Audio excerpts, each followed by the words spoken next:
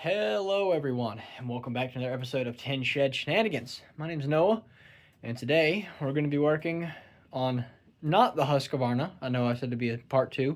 That will be after this, but we will be working on this. So this is, from what I could find, a Champion pressure washer that I really know nothing more about it than it's a Champion pressure washer and it runs. Only reason I know it runs is I hooked a jump box to it because it has a starter, and I started it with some brake fluid, or brake clean, not fluid. It's got a little small starter on it. You know, it's missing the air box, the air intake at least. Wiring is all destroyed, and it's got a pressure washer system on it. And I believe, if I'm correct, the tank was full of just... let me see if I can get my light.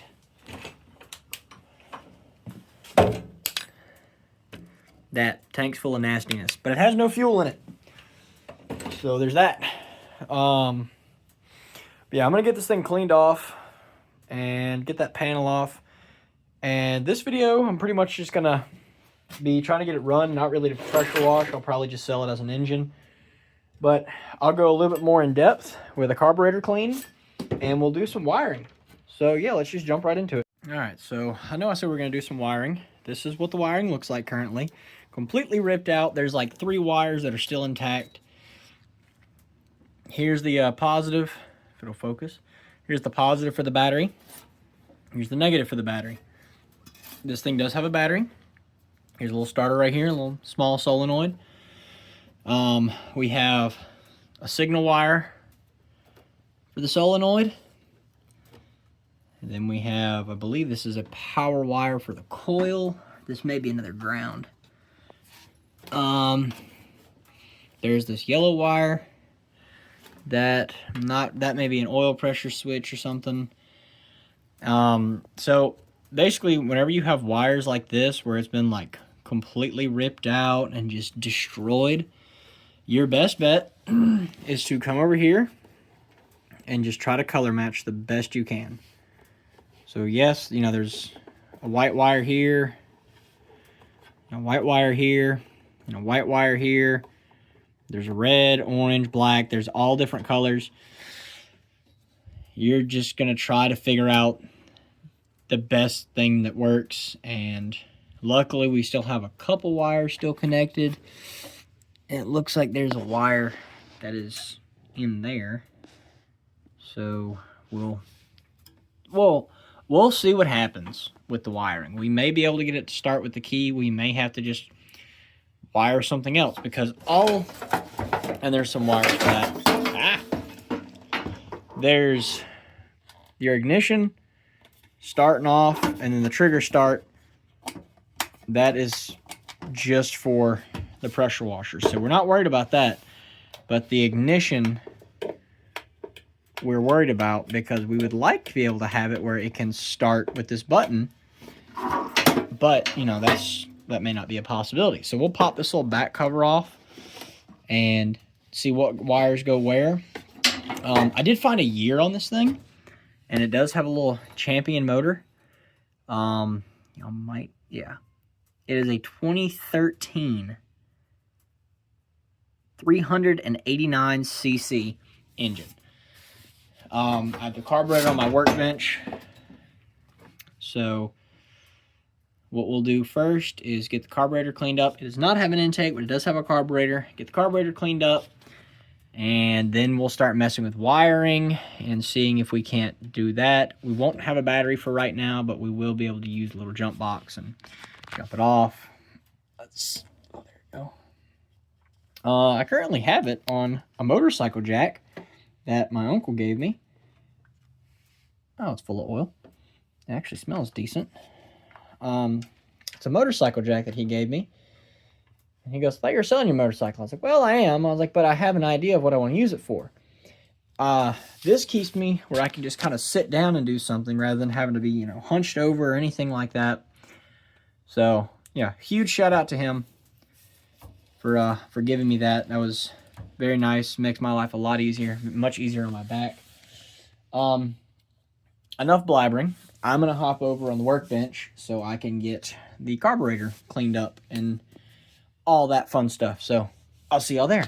All right, so this is our little carburetor. Nothing special. This one has 2 screws that hold it in, so that should be interesting. And they're both Phillips heads. So let me. There it is. Get. Whew, that one's a little stiff. That one's loose. If it's loose, oh, and while you've got it like this, you know, you can use like a pin or marker or something. I've got a screw right here. Just make a mark so you can clock it the same way. You know, it may not matter, really. There we go, I've got a pencil. It may not matter, really, you know.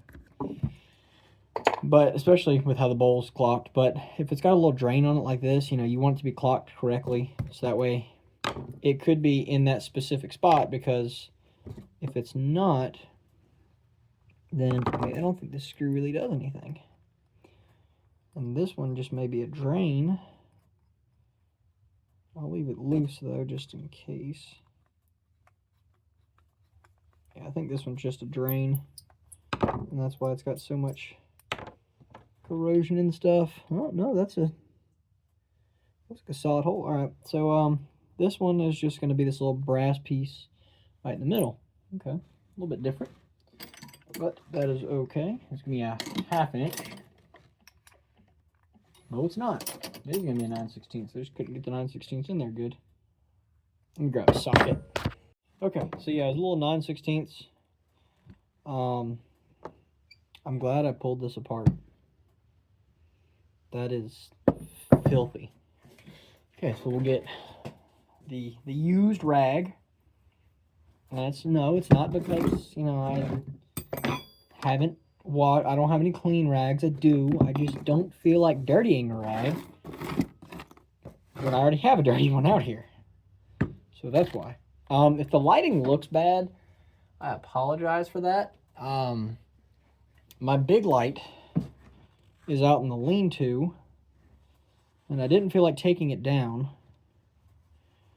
to bring it in here. I'm gonna get some more. I just haven't. I've been putting it off. I don't really know why. Like I have the funds to do so from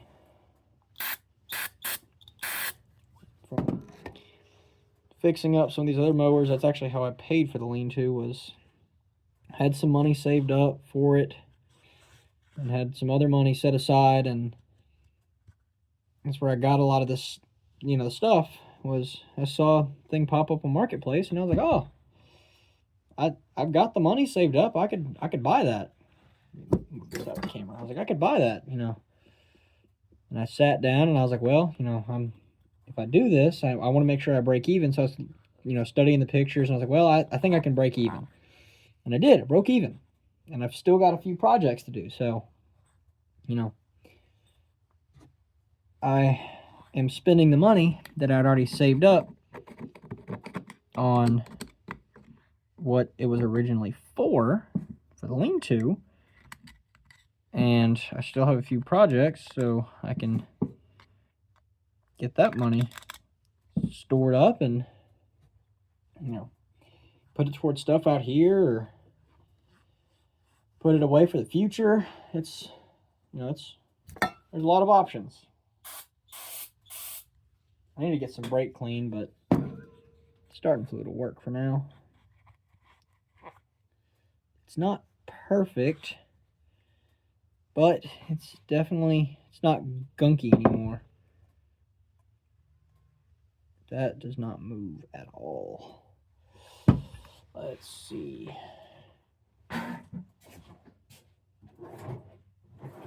Okay, I do have pliers over here. So, if you have not watched any of my videos, first off, welcome. Second off, this is your float bowl for your carburetor. It's, you know, it tells your fuel when to stop going into the carburetor, because it'll fill up the bowl, and this float will hit this little detent, and, you know, it'll do its thing. It's not moving. So we're going to pull this pin. Oh my gosh. That just broke that arm. This thing is so corroded. Hey, it moves now.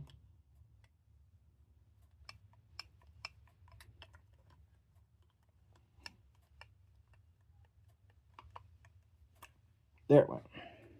Okay, so it broke one of the little tabs. So I know it's going to need a carburetor now. But, oh my gosh. So, it's not supposed to look like that. And on these carburetors, this main port right here is your main jet. Let's see if I can get these open where you can see. You can't really see that well, but kind of in the middle, right there, that little piece sticking up in the dead middle, that is the main jet that feeds the fuel in. And these things are really bad about stopping up and seeing how bad this carburetor is. Okay, it's really not that bad. So this is a torch tip cleaner. You know, it's got all the different sizes in it. It is perfect, absolutely perfect for carburetors. Because no matter the size of the jet, there's most likely a little torch tip cleaner for it. And yes, you can use drill bits. It's just very, you gamble when you do that, because if you run a drill bit through it, you run the risk of, you know, tearing something up. If something's not supposed to be a certain size, that drill bit will make it that certain size. So it's better to use stuff like this. And yeah, like that, I just hit a whole bunch of dirt. Because there's these two jets here. And these are bolted against your blocks. They're basically vacuum operated, because this is your throttle, you know, closed, wide open. Over on this side, your choke. Your choke is going to be very free flowing, and it'll have a little adjuster screw. So that way you can adjust your choke. And, you know, you can turn it off, turn it on, whatever you need, depending on, you know, what time of day it is, how long it's been sitting. Spray a little WD-40.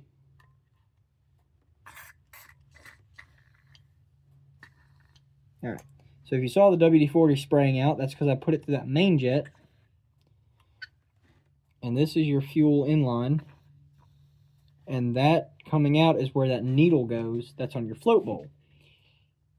And I'm just going to soak this thing in some WD-40. Same thing with the bowl. But what that does is, when your fuel comes in through here, it goes past that needle. So if your float's all the way down, there's fuel that can pass that needle. As your float comes up, it's going to stop in there, and it won't let any more fuel pass through. And that way, you know, you don't overfill your bowl. And that's kind of what this little thing in here is for. It's supposed to have something, looks like in the end, probably like an overflow, but probably exactly what it is, just an overflow. Or, you know, if you've got too much fuel coming in somewhere, it'll kind of bleed it out. But, you know, that's the needle's job. Its entire job is just to, you know, make sure that the bowl is not over full, because then it will cause leaks. And you don't want fuel leaking out everywhere. Sometimes these will be like on a little spring. Yeah, like this one. Got a little bitty spring. You probably can't see it that well because of all the gunk, but there's a little spring in there, and it just sits in this little groove and sits like that. I'm gonna get this thing all cleaned up, finish cleaning it up, and yeah, that way we can maybe have a shot at it working. All right, so this is a much better explanation of how this float bowl works. You know, I'm sure if you know, most of the people who are watching this channel have seen some of my earlier videos and know, you know, how this works. But if you don't, that's fine. No judgment. But when there's no fuel in here, the bowl sits down like this, and as the fuel gets in the bowl, it'll float up. And this moves this little needle back here and closes it, and that way the fuel gets stopped and it doesn't come into the bowl anymore. And then, you know, then it stops flowing in. It doesn't stop flowing from the tank, it just stops going into the carburetor. And that way you don't overfill your bowl. Okay, let's get this clocked back correctly. If we can find our mark.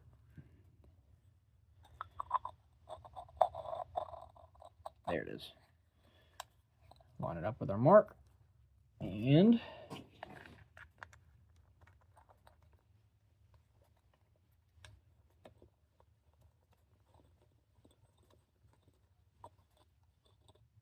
those marks, keep them lined up.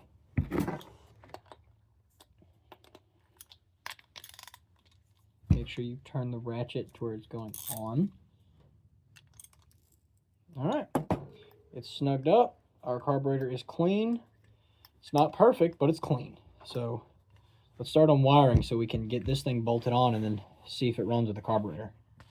All right, guys, so don't have you really in the best spot. I've got you propped up in my air compressor, but we're gonna hook up. Put this up this way. We're gonna hook up a little jump box to. There's negative, and here's positive, because you know, red and black. And this is the white wire that I was talking about. Fiddle. May have to find a better ground. Okay, so maybe it wasn't that one. This,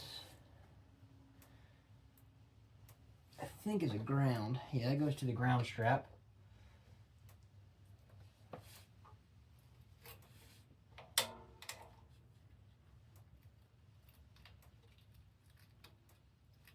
May have to hook a battery to this thing to attempt this. Or, let's see, this would be the other side of that. Or, I am incorrect, and this is our start. Nope. I'm really not sure how the wiring on this thing's supposed to go. All I know is this wire had power at some point.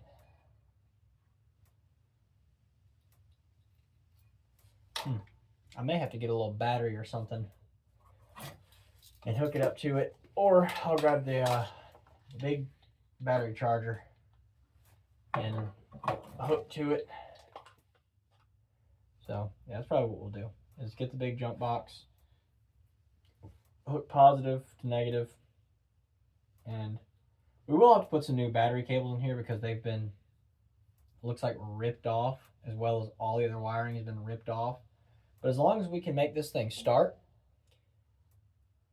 with either a button or something like that, we may just get like a little push button. I actually think I've got a push button somewhere that I can just hook to it, and we can get rid of all of this wiring, because on the bottom of that carburetor there's supposed to be a little like shut off solenoid, and that's where 3 of those wires go. So we may just put a different style plug or put an actual bolt in the bottom of the carburetor, or put something there just to keep it from leaking fuel, and that way that can be remedied, because a new carburetor is like 40 bucks, and I'm not willing to put that much money into this thing. So let's get the big battery charger over here. And we will see what happens. We probably won't have to put it on start. We can probably put it on a very low amp because I don't imagine this thing would take a whole lot of amps to do much. So we'll put it like that. Positive to positive. Negative to negative. Timer on. Put it to 50 amps.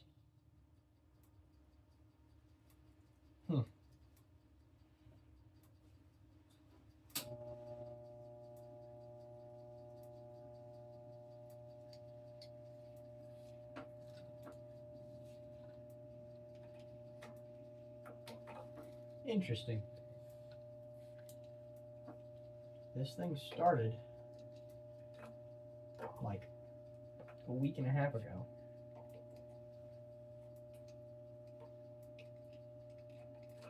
Alright. What's your deal? Home skillet.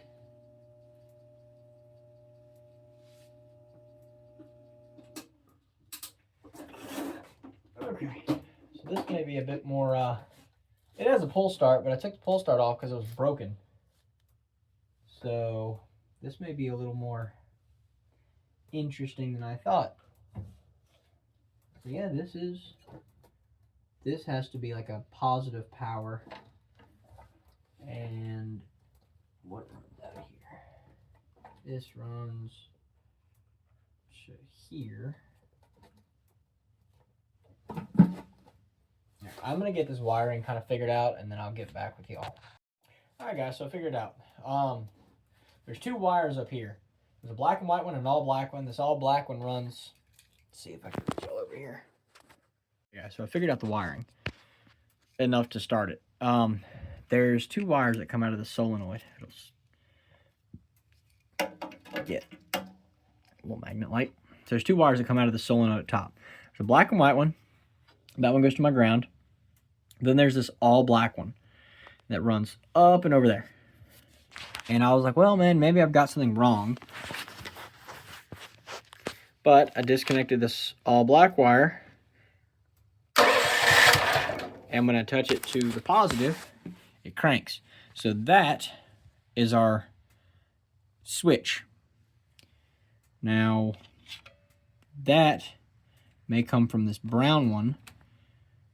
So if I can figure out which wire in there out of the white wires is supposed to be my key on power, or my actual power for the battery, then we can make this thing work with the switch. So let's try to figure that out.